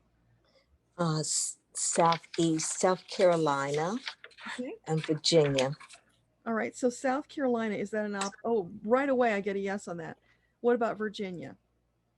No. South Carolina really comes up very positive. Okay. Then another part of that is, even though I'm thinking of retiring, I'm in good health. I'll be 69 next month. And I'm not married and I don't have any children. And most of my life has been about work. And it's like, even if I say I'm going to retire, I still want to do something to earn extra income and spend my time. So would I be able to find work in South Carolina? Okay, so is it highly likely that there will be a great work opportunity for Natalia? Oh yeah, right away I get yes. And if you're doing this sometime in the next few months, they're talking about lots of jobs because we lost a lot of people out of the workforce and things are, excuse me, expanding. So there are more jobs at better pay than ever before. Okay. All right. I have a nephew who invited me to come to South Carolina. He said that I could live with him or I could get my own place. He has a wife and they're trying to have children. What do you think what does my guide say in terms of what my living conditions should be with my nephew or on my own? Okay. Would it be an optimal choice to live with her nephew? No. Maybe short term, but not for long term. You want your own space. Okay. Since there are just a few people today, I have one more question, please. I am going to get divorced, and I would like to know if there will be someone else in my future, a good partner, soulmate, and if I can find him in South Carolina. Is there an optimal life partner in the near future for Natalia? Not near future. What about a little further out? Like more than 6 months? More than 6. What about more than a year? Yeah, it's going to take a little while, Natalia, to line things up. So more than 2 years? No. Good. Okay. So what can you tell us in between that? Like 18 months? 18 months is feeling like it's a good possibility. And will this person be in South Carolina? Will she meet them there? Yeah. So it's feeling like you're going to move, you're going to get everything settled. All the dust has to settle from the divorce, the move, etc. You've got to acclimate to the new place.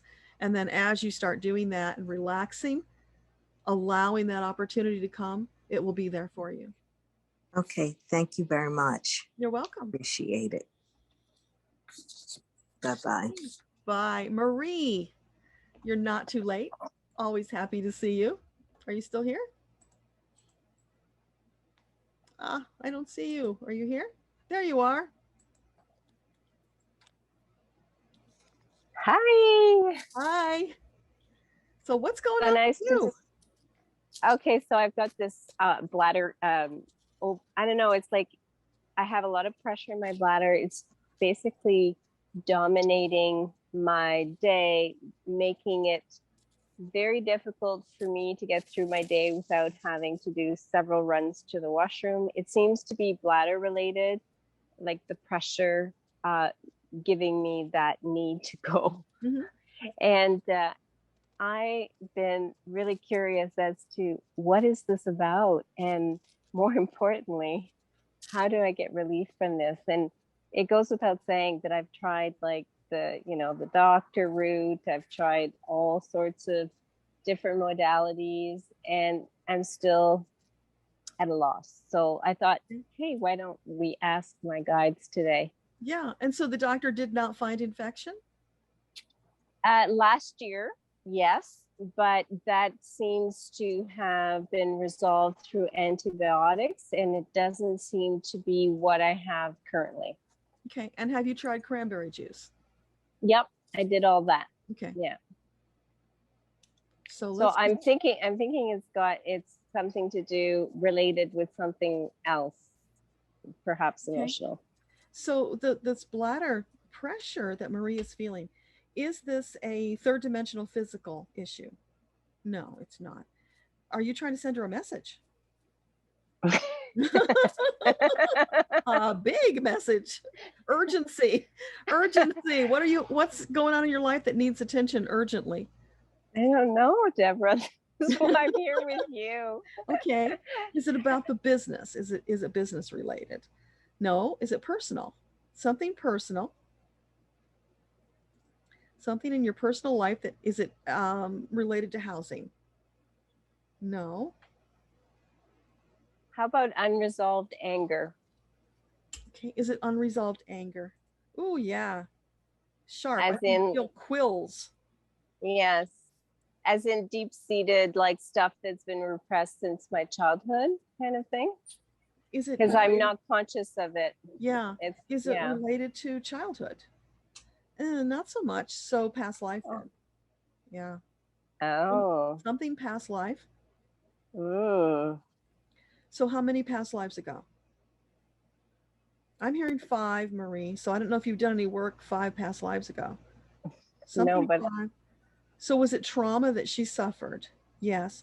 Was it something that she caused? No. So it was harm done to her? Oh, this is freaky, Marie. So I'm getting visuals of, oh gosh, what was the name of that? The little girl, there was a book written about her. Her mother tortured her. Sybil. I'm getting pictures of Sybil.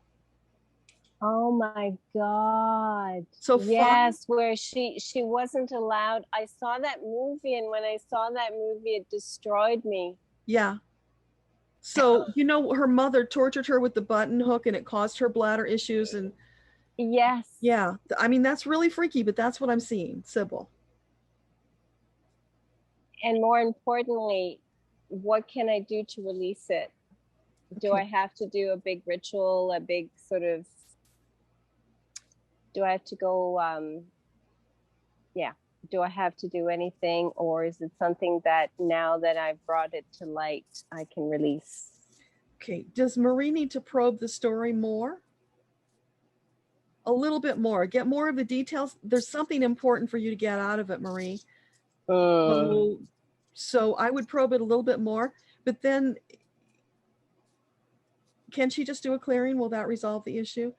Yeah, they're saying once you get to the root of it, there's something else there that you want to pull out that's attached to it. Once you pull that out, then you can just do whatever kind of clearing you want.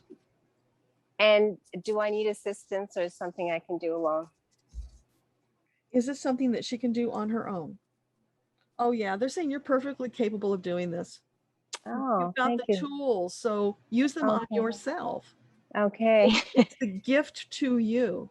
Yes. Thank you so much, Deborah. That's a big one. And I'm also hearing proof of concept, Marie, in case there was ever any doubt. It's proof of concept for you as you do this for yourself. Oh, as in, what I use for others, I can use on myself and see the benefit? Yeah. Or experience the benefit. Well, understanding it at a deeper level and trusting it more. understanding what I'm going to probe into? No, understanding the power of what you bring to the equation when you do this with clients. Oh, yeah, that's good. That's very good. Yeah. Wow. Who knew? Really Deborah, deep. That's a really good one. Thank you so much. You You're so have, welcome. yes, I will make sure to give you my, bring back my feedback so that you Yeah. know. Yeah, thank Yeah. you. Sending you lots of healing energy and love. Thank you, Deborah, and you as well. Thank you. Thank you. Ivana, you love the book. I'm so glad. Oh, Nicole, thank you. You'll buy my book and gift it to others. That's wonderful. Thank you so much. I appreciate the support. Joanna says thank you. Cami says empaths, those around us don't feel in the way that we do. We can't expect them to feel what we need the way we feel what we need. So we need to get comfortable asking. Yeah, exactly. You summed it up perfectly. And it really is a skill. It's part of your journey in this lifetime, learning to ask. That is such a common issue for the empaths because they're all about giving and they give themselves away till they're depleted. That doesn't help anybody, least of all them. That's not why they came on this soul journey. So it's a super important lesson to learn. Colleen says, thank you. Bravo says question. So Bravo, I see you. What's your question? Let me unmute here. Hi. Hi, Miss Deborah. I go by Leeser. This is just something from my phone. I don't know what this is. Okay. I have dealt with what I consider to be classic textbook issues surrounding food, equating food with love when I was a child, food with my grandmother and the love that she gave me, and it's carried forward. But it has such a strong hold in my life. I'm wondering if it's something more than just the three-dimensional issues that I face, and if it's a past life or something deeper. Okay. And you said Leeser? Leeser. Leeser. Okay. So for Leeser, this food issue, is it a past life issue? Yeah. Is it more than one past life? Yeah, it's something that goes back a ways. So when did it begin? How many past lives ago? 17 past lives ago is when it began. Oh, I'm seeing you were in a famine. You were like this wave, this starving wave. I'm seeing you like out in the potato fields, digging in the muck, trying to find the last leftover little bits of food and starving to death. I've always had an intuition that I must in a past life have been very food deprived because I keep my house totally overfilled and stocked with food. I never want to be without food. And so it has to be something more than just my grandmother loved me and she let me have cookies. It had to be more than that. And so what do I do with this information, Miss Deborah? What do I do with this? It's a past life. How do I heal myself in this present life of something that happened? I'm just feeling for the optimal answer. Okay, so you can do clearings, you can write something and state your intentions, but it's feeling like something a little more sacred would be beneficial for you. So like make yourself this little ritual where you pray and you thank that past self, that little waif, for the lesson that they've shared with you. Send them love and healing. Just follow your intuition with what to do about it, because it's a very personal, individual thing. And nothing is too crazy or far out to do. Whatever you feel, do that. Light candles, have incense, whatever works for you. Make it a very profound, sacred experience. Once should be enough, but if you feel you want to do it again, you go with your instinct on that. And then see how you feel. But also know that once you've done this little ceremony and you've released it, you've given yourself permission to heal. That's important. Don't pick it back up again. Celebrate that you have now been healed of this. Okay. And so you mentioned, you use the term cleansing. or clearing, is there anything involved with cutting, which seems more abrupt and more, it's harsher? Do I need to cut anything or just clear? If you feel it's harsh, don't do it. That's your intuition telling you don't need it. Some people feel they want to cut cords because they don't want that energy connection. Okay. But if you don't feel that's appropriate for you, you don't have to do that. When I say clearing, I'm just referring to, I do an official clearing with people when I do readings, when we do their karmic readings. There's a whole procedure that we go through and we do, and I do, and they do for themselves. But it doesn't have to be that formal. You can be empowered to do this yourself. That's why I say sit down, write it all out, just let it flow. Whatever feels good to you, and do that. It will be perfect for you. Oh, that is, thank you. I just can't imagine why at my age, I just haven't been able to get rid of this, but now I know why. And it makes total sense. In closing, do my guides, do my angels have any news for me today, or any messages? Okay, anything you want to share with Lisa? Oh, they're encircling you and embracing you. They want to fill that empty spot with love, to let you know that it was always there. You just weren't allowing it in. You were, holding them back. So now they're moving in, taking full advantage of you being here and asking for the help. They're letting you know that they're there to help you in any way that they can. Call upon them. When you do your little ceremony, call them in. Okay. Tell them to help you, to power you up, to make it even, a bigger, better, whatever you need, whatever words work for you. You don't have to do it by yourself. You can call your whole team in. Okay. All right. You can call in 20,000 if you want to. Whatever you feel is necessary, it's available to you. Remember, abundant universe. Are you saying that my team could have 20,000 entities? Or just they're going to call in their neighbors? Like, that number's beyond what I would ever I think 3, 4, 5. No. That's why they said 20,000. That didn't come from me. It came from them. Because your team, your Akashic team, is legion. I don't know what that means. I think it's kind of an unlimited number. It's whatever you need. And if you need more, you can call in reinforcements. They'll call and bring them in. Okay. Oh, wow. That's eye-opening. Thank you for that. Thank you so much.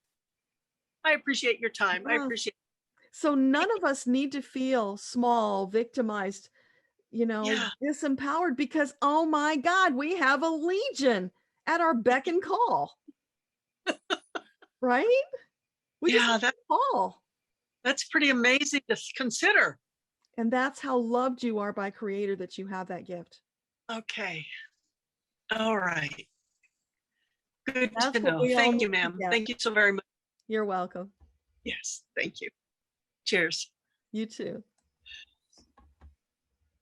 So Debbie from Minnesota popped in to say bright line eating. I don't know if you saw that, by Susan Pierce Thompson. So that's an eating program that Debbie's having a lot of success with.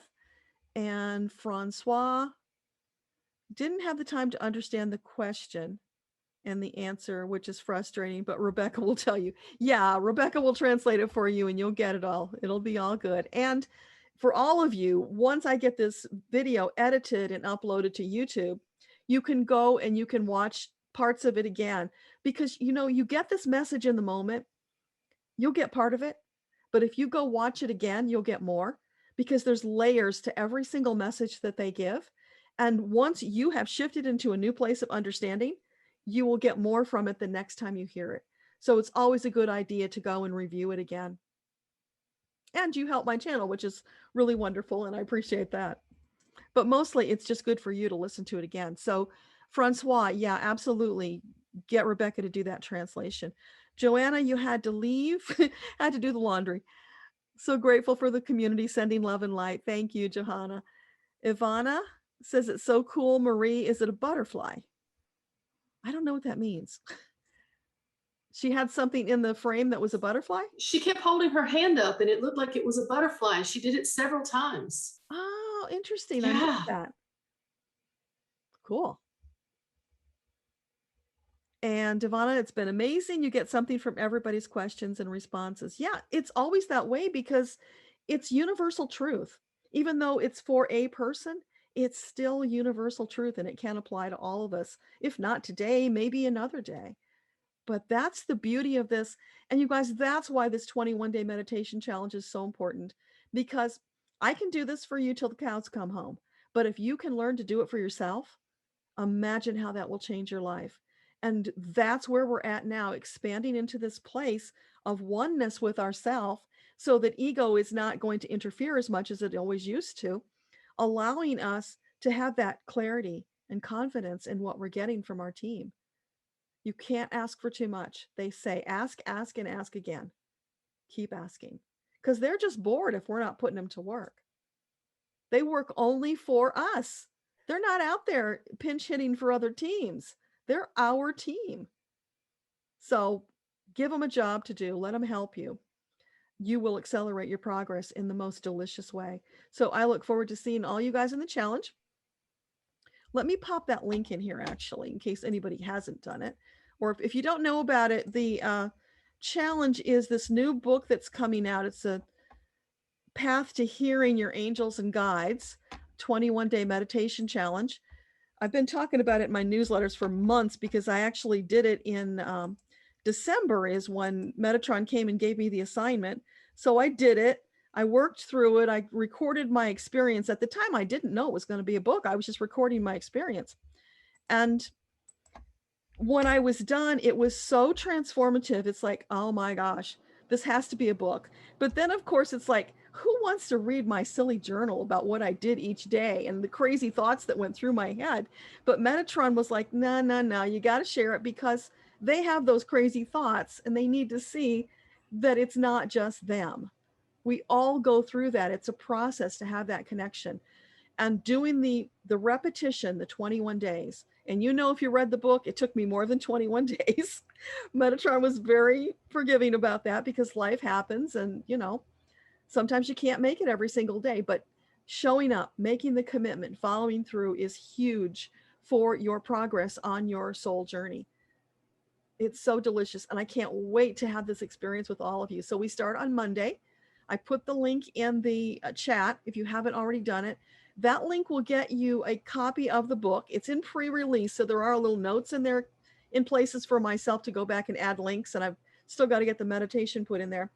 So just ignore those, ignore the page breaks because this is not the finished product. This is the pre-release copy. So I'm looking forward to hearing from all of you. As I said, we start Monday. We'll start with day one. We'll go through it together. Post your experiences, post your questions. No question is too silly. We need to hear it all because somebody will benefit. All right, I'm going to shut up. Enough. So thank you all for being here. I'm just going to take a minute to thank our teams. So take a couple of deep breaths. Let's just bring the energy down. Thank you, you amazing kick-ass teams. Oh, I am so grateful for all of you showing up today. Every single one of you brought your team with you, and all of that energy together made this the dynamic experience that it is. And know what a blessing, because it's recorded. It's going to be shared on YouTube so that other people can hear these amazing messages and be lifted up by them. So because you came and you brought your questions, others will benefit. And that's what this is all about. This is the collective energy that we're being called as light workers to bring together.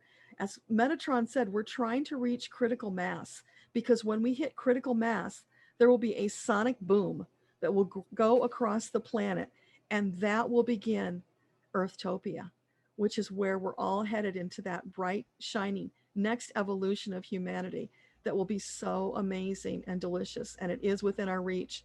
So the more people we get on this journey, the faster we get there. That's what we all want. So thank you to all of you for being here, to all of your guide teams for being here, to Metatron and to my team. We are so, so appreciative. Thank you, thank you, thank you. All right, all of you, go and have a beautiful weekend. Until next time, bye. Thank you. You're welcome. Thank you. Bye. Bye. Bye. Bye. Thank you. Bye.